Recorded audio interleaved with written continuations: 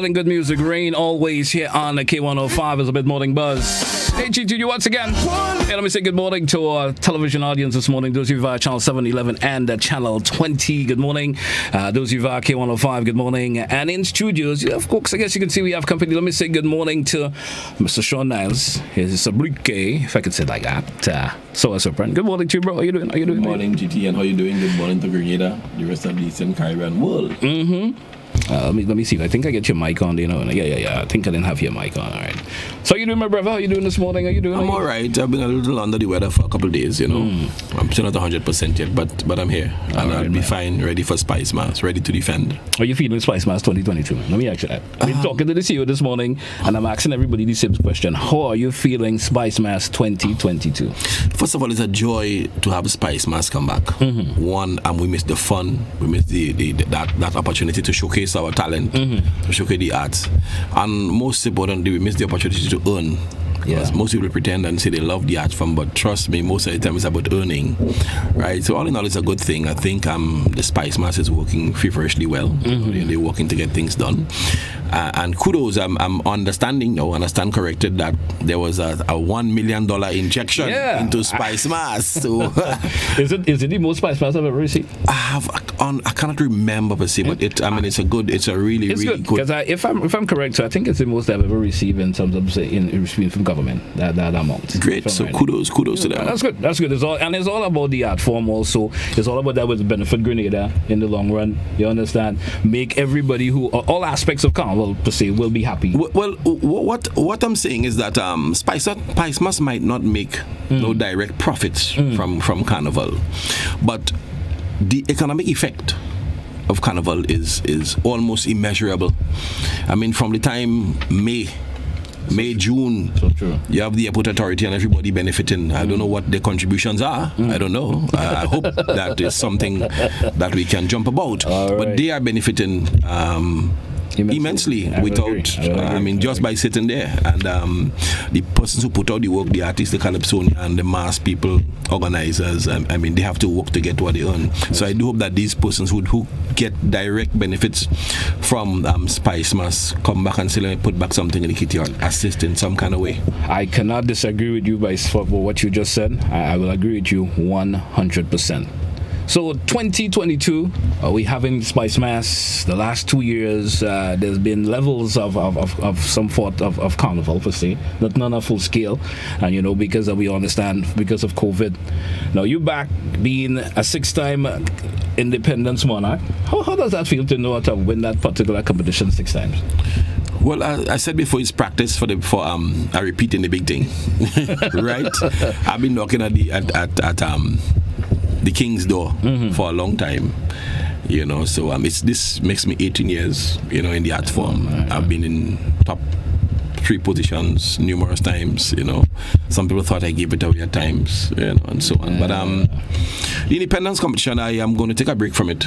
I would not come and announce that I would not be taking part again, but I'll take a break in next year, maybe a couple of years after, because I don't want to say I've outgrown that competition, but I think you're focusing elsewhere, per se, another aspect of I just think it's 6 times, and I think maybe I should allow some younger persons to come on the stream. I agree. One big calypsonian told me I play in the fool, and time for me to come out of that. Are we gonna hear a soca pop on one day, man? Doing a real serious soca selection. Every year I ever thought about that? Every year I compose soca. I had groove this year. I have a groove recorded since 2019. I don't feel like it's my thing. Me, if I feel it's not my thing, it's not my cup of tea. Sometimes your feeling is not it, That is true. Sometimes your feeling is not it, but that is true. It's what your fans will accept from you. Yeah, true. You understand? Correct. And sometimes you play with that, and you never know what that major break it can give you. Not only locally but internationally. Yes. No, I agree with you. But I made a soca semi-finals up 2010 maybe. Yeah. Soca semis, and for me it was fun. I didn't even take it seriously. I don't think I want to be seen as a soca artist. Honestly. I understand. You like the serious part of things. Yeah. The hard hitting commentaries and so forth. forth. That makes you can always see it too. Also in the way your delivery on stage. That's what you like. That is like you. You're right. You know, that is like you. All right. One time Calypso Monarch. I can remember that year you winning it. What was the year again? 2019. So the last carnival was my year. Was your year. Oh, how did it feel for you being able to win the Calypso Monarch? It was surreal. I thought that there was nothing more for me to do but to win the Calypso Monarch, you know, because all the great compositions I would have done for the last 15 or so years, if there's not a crown to say, hey, that man was a monarch once, then what next? But I also believe that you cannot score or judge a Calypsonian based on the amount of accolades he or she has, you know. I agree. Because I believe Calypso is a ministry on its own, right? The Calypsonian is not a normal commentator. The Calypsonian should not go in the newspaper and just pick up something and just regurgitate what was in the newspaper. Calypsonian has to have craft, has to have wit, you know, has to have dexterity, you know, in every form. And that is what I pride myself in being. That's what I do every year to ensure when I compose a Calypso. I mean, you will get some more the research goes in depth in terms of what you would like to project. It goes in depth, and I believe we should give the audience something to say, wow, how did you think about that? Whoa. I didn't see that, but wow, that makes sense. That is the kind of Calypso I like. One of my favorite songs to me is Big Hands. You remember that song? Oh yeah, it was an independent song. I had loved that song to the max. I remember playing that, you know, being on another station one time and would play that every morning religiously. I thought it was wonderfully, you know, constructed. And right, thank you, brother. That was a really, really good song for me. I mean, in all the years listening to your music and so forth, I don't think we ever had a chance to chit chat. We never had a chance to chit chat before, but it's a pleasure being able to listen to your music. Now in 2022, you being the defending monarch, how does it feel going into competition this year again for you? I would always prefer the best man to win, you know, but I believe the best two contributions should win. Yeah, there's a big difference, you know. So I'm coming in here with two glorious contributions. I'm offering them to the judges in my defense. You're going to hear one shortly, and you're going to hear a bigger one soon, right? But I'm confident. I don't want to say I'm sure. But you're confident that you could retain that title again in 2022? Yeah, that's it. I mean, I'm still looking for for somebody to wow me. I mean, Rootsman song's really good. BJ song's really good. I have some other good contributions I listened to. I think Calypso took a hitter. I mean, looking at the compositions and so on and the contributions this year. But there's a little guy, Kenyan Moses, the son of KG. That guy was real good. Real good. I watched him last night and I say, well, wow, something good is happening. So you're feeling good for the future of the music? Yeah, I'm feeling good for the future of the music. What I would want to encourage persons to do is to help people do something to help people learn to compose, guys. Learn to compose, guys. That is our problem. You have one person writing 6 songs of the same, 6 of one, half a dozen of the other. You know, so if my son, whenever I'm working with him, or I'm working for me, he's with me, trying to understand the factors, so to speak, or you know, of a good calypso, double meaning, wit. I wouldn't use EWS in my song. I think I could find another word that would create more impact than that, or on all them kind of things. So I'm just a different kind of guy. So, I understand. I mean, talking about your son has also been part of the Junior Calypso Monarch this year. But he's 8. Sadly, COVID came, so he couldn't participate last 2 years. Following Daddy's footsteps. But he's ready. As we speak, he's not here with me because he's at the practice with teacher Eddie and them at secondary school now.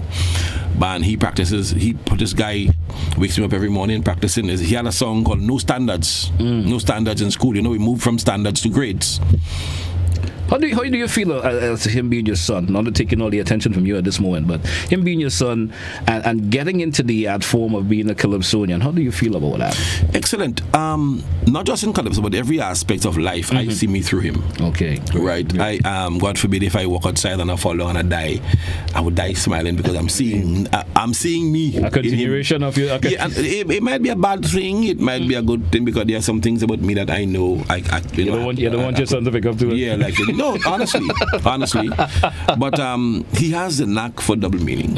You know, if I say something in the house, he might just say, "Look at double meaning. There's a double meaning there. There's a double meaning there." So He is on his way, and he would be a better performer than me because I'm in no class when it comes to performance.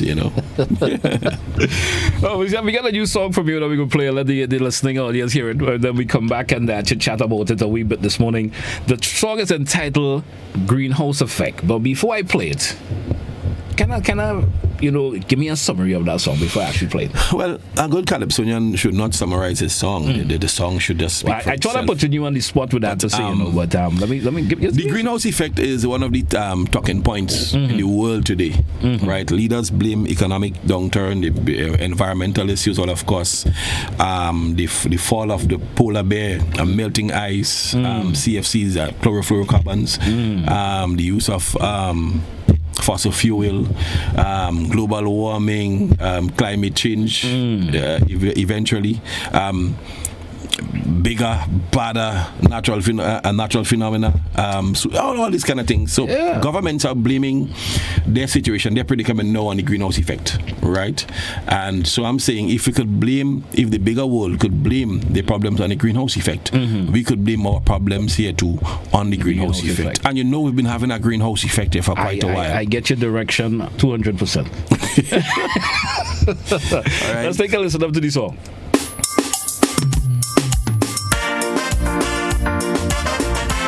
The greenhouse emissions are still in the atmosphere.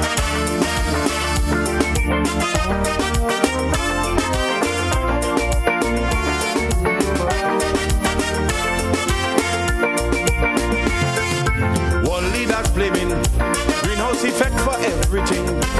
We see the fuels we burning, CFCs we using, ozone depleting, bring on something called global warming, and it's causing problems from A to Z.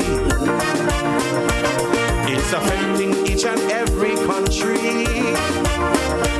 So when leaders do their wrong thing, greenhouse effect, they scapegoating. Well, I think it's only fair to blame the greenhouse effect for the problems we have down here. If toxic emissions suffocating your nation, so we suffering post-circulation. Bet your neck, that's because of the greenhouse effect. We flooded by so much old foreign debt. We can see where the funds go yet. Bet your neck, that's because of the greenhouse effect. Folks in Libera and Manhattan, heat wave chase them from the land. A tsunami rising diamond and wash away a whole chicken farm. Bet your neck, these are signs of the greenhouse effect. If a Ministry of Climate Resilience got A+ for non-performance, they sat behind the flipping desk while 6 cents mash up the whole la subject. Still don't blame nobody, not government. These problems we face come from the environment. If you see lands disappearing and public servants can't get respect, all these are signs of the greenhouse effect. The signs are clear, check out the atmosphere, but it's rather strange. The greenhouse effect is evident here, but we just start to see climate change.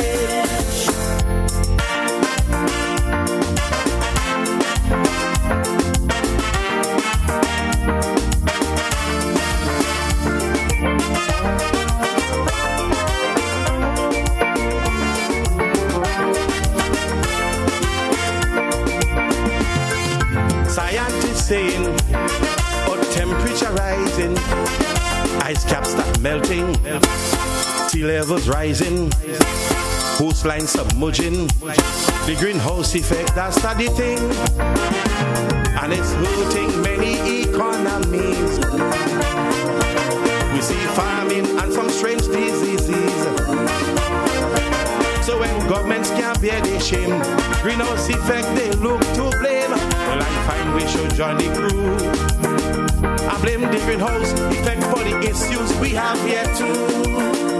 That is so true. A wave of imposters contaminate with passport, but they never set foot on we airport. Bet your neck, that's because of the greenhouse effect. We're inundated by real poverty while who because of the greenhouse effect. And if you see all the lovely nurses got blown away overseas, then they say the service short staff. A cold fun cut the staff in half. Bet your neck, these are signs of the greenhouse effect. If export sets and that shouldn't bring in soil, if they do, ecosystem spoil body boss. Ignore that advisory. Now the south crawling with red Congo. I don't want to blame the last government. These problems we face come from the environment. If they couldn't pay with teachers but had money to buy a friend, all these are signs of the greenhouse effect. The signs are clear. Check out the atmosphere, but it's rather strange. The greenhouse effect is evident, yeah, but up to now we can't see no climate change.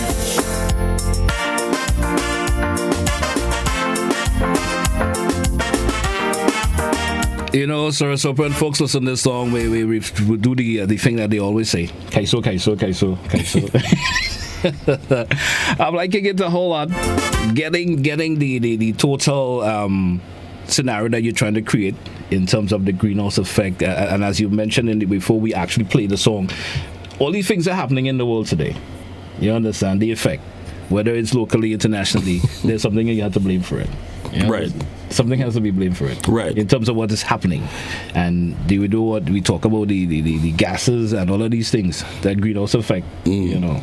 I'm getting your drift. I'm liking the song. You watching me and smile like Well, I'm watching, I mean, as I said, the greenhouse effect was detected. It was made official as an official statement, as an official issue in the 1980s, in 1980, I think, 1982, I think, right? So it's been with us here, with the world for about 40 years. For a while. About 40? Or more? 38 years, somewhere around 1982 now. Yeah. Right? And I look around and I see everybody blaming the greenhouse effect, as I said before, for a lot of things. A lot of things. Because climate change, global warming, the precursor for these two natural situations, if you want to call it that, is the greenhouse effect. Yes. Right? Emissions of CFCs, all the greenhouse gases that affect the ozone layer started that reaction. So if they're going to blame big America and England is going to blame the greenhouse effect for the problems, we are going to blame greenhouse effect for our problems here too. In Grenada. Yeah. I mean, I'm listening to parts of the song, you know, the issues with the passports and everything that you mentioned within the song. The greenhouse effect. Greenhouse effect. But don't we have a greenhouse effect here too? I mean, it might be a little bit on the down low now. But the effect is not that effective. Well, the thing is, a month and a half ago, the greenhouse effect was a serious thing here. Exactly. But the problem is, greenhouse effect can't just go away like that. No, as I said in the last verse, the greenhouse has residual effect. So it would take some years to get over that. And if we allow the greenhouse effect to affect us directly again, we might have some devastating effects. Could be catastrophic. Catastrophic. That's the other use the correct word there. You understand? Well, catastrophic. Yeah, that's the word. I'm liking the song. Tell me more about the production. Let me see if I can hit it off the bat. It's a Paul Farmer's production. Paul. Yeah, I always gas his recording style from over the years, the production style that he brings out in terms of the recording. I always get, and I'm listening from the intro, I can tell. Boom, that's it. You understand? Yeah. Paul has been. How has it been working with Paul over there? I guess it's not your first time working Paul, with him. No, I've been working with Paul for quite a while. I like variety. I think variety is part of life. You don't want to come one way all the time. But Paul, in my view, is the most perennial producer we have around. What you have to do as the artist is to go in with your own vibe, so you will not get a repeat of somebody else's vibe. Right. So I tell him, Paul, took a piece of brass then, man, or Paul, I do want a band chorus or something like that. The good thing about Paul, he has understanding. He understands calypso. So 3 years ago, 2018, I went by Paul with a song, and Paul say, Mr. Man, you have a better song than that. Directly off the bat. You have a better song than that, Serpent, you have a better song than that. And I'm a listener, see, in my mind, I say, I'm going to write another song. And I did. You know, and I did. But Paul is good. He does a lot of work, not just for locals, but people in the region as well. All right. Yeah. I would say great production also. Listening to of course, just the overall quality and production of the song. I could feel there's that kind of mesh with you and him in terms of, again, you know, some producers and artists don't always mesh. You understand? Well, I hope I can say this. Whenever I go to Paul with a song, I know if it's good based on his reaction. All right. Based on his reaction. I think Paul is always right. Always. 98% of the time he's always right. So when I go to a song and I say, look, I have this song, then bam, you say, oh, well, yeah, okay, well, that bad. And then, because I actually dumped a song, had my two original songs, was Greenhouse Effect and Bothers Within Our Borders, you know. And I choose to move Bothers Within Our Borders for some reasons, you know.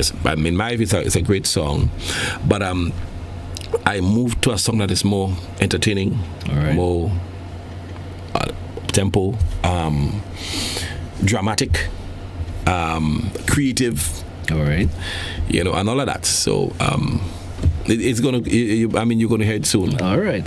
Well, we are waiting the second song when it gets released, and I certainly hope we could get to play it here for you on Saturday with Boiling Because I'm trying to keep that momentum where I try to play the calypsos and the groovy ones. I try to get when you came in, you hear the top that was playing in the mix, and I try to keep that particular momentum during the morning time.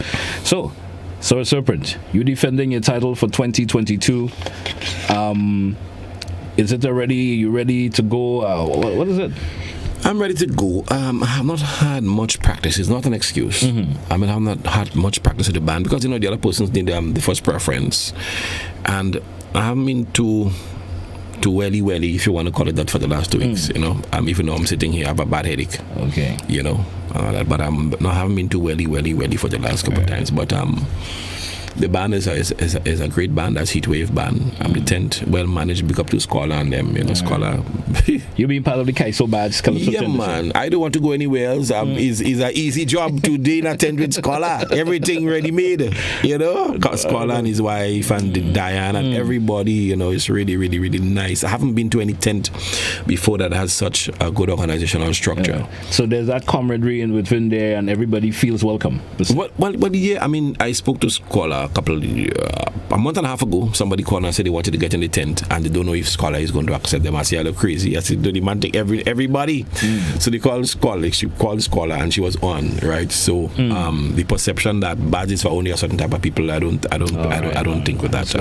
I like to call a spade a spade. If Scholar is doing stupidness, I would say it. Maybe not on radio, but I would say it. I always like to ask Calypsonians this, especially somebody that holds the title.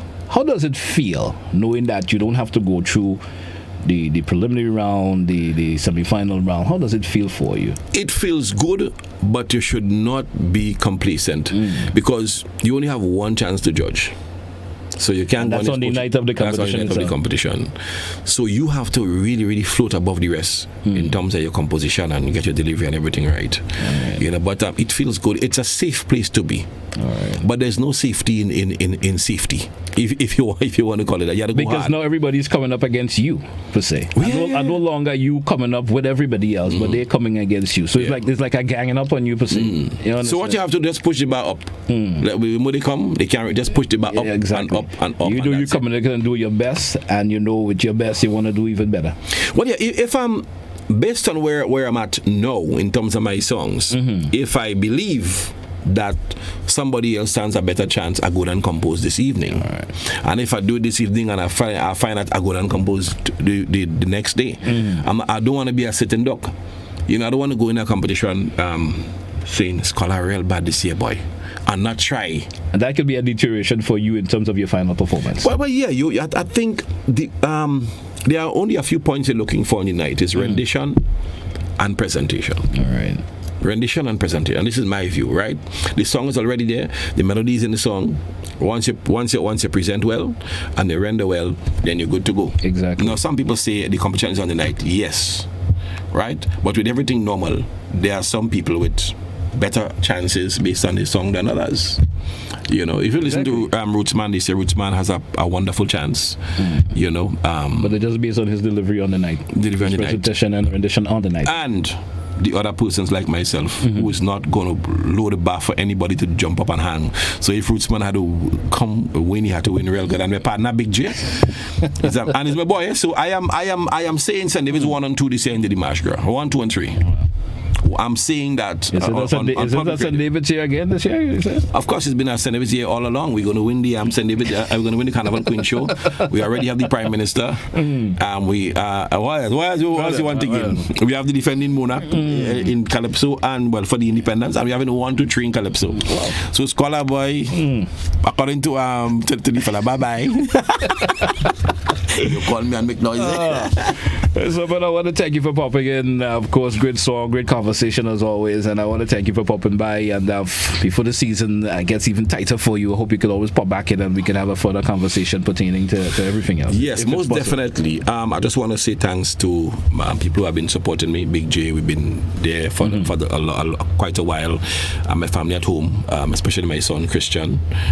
And my uncle was just going back to Canada today, Spice Divas Boutique, who gave me some assistance to produce the song. Okay, great. Spice Divas Boutique, and so on. They have a nice little place down at the Pontius Street, Cockroach Alley. All right. They're doing well, nice, cheap braids and so on. I know I didn't ask you for a plug, but they're doing real nice and people are coming in. We'll tolerate it, no problem. Right? We'll tolerate so thanks to everyone who supported me, and the believers continue to believe. I'm a serpent. If you look back on the Bible, you would realize they say a serpent is a wise, or the wisest of all living things. So the believers, don't jump on any other boat yet. That is the boat with the biggest hull and the most balanced rudder, right? And a strong sail. So that's the boat you need to be on still. All right. Let me before we wrap, let me ask you, why you call yourself Serpent? Where did the name actually, Oh God! Well, I told that story so many times already, but I'll tell you the truth. I don't think I ever heard it, but let me. So there was this guy who used to sing Calypso. His name was Lochinver. He was a much bigger guy, maybe about 25 years my senior. But we used to interact, and he used to sing little Calypso thing too, and thing. So we used to interact a lot, even before long before I was singing the Calypso. But he used to go to the beach and hold crab and fish and all of that. And he came back a Saturday and he said, "Sean," I was Sean. I wasn't so bad. He said, "Sean, but I just come out in the beer and I saw a real big sour serpent, I leave all them trap and them and around, So I said to him, "That's a good thing for Calypso, He said, "Why you feel like come and tell you?"